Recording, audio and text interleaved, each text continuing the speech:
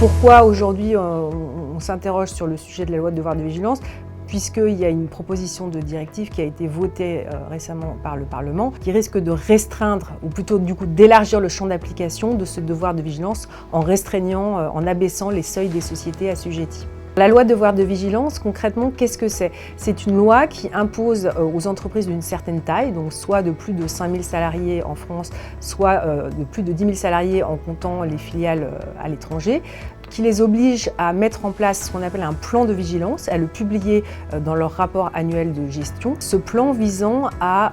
identifier les risques d'atteinte aux droits humains et environnementaux, qui vise à mettre en place des mesures dont l'objectif est d'atténuer les conséquences dommageables, et notamment les atteintes graves, qui peuvent être portées donc à ces droits humains et environnementaux du fait de l'activité de ces entreprises, de leurs filiales, ainsi que de leurs sous-traitants et fournisseurs dans toute leur chaîne de valeur. On les oblige à mettre en place à réaliser une cartographie des risques. On les oblige à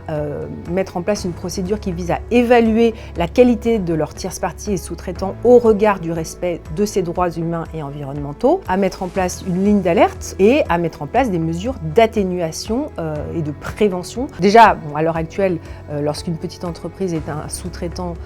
d'une entreprise qui est assujettie, indirectement elle est elle-même assujettie. Effectivement, le fait que le champ d'application de la directive soit beaucoup plus large que la loi française va tendre à mobiliser le plus d'entreprises possible. Plus le champ des entreprises concernées est large, plus les entreprises vont se mobiliser et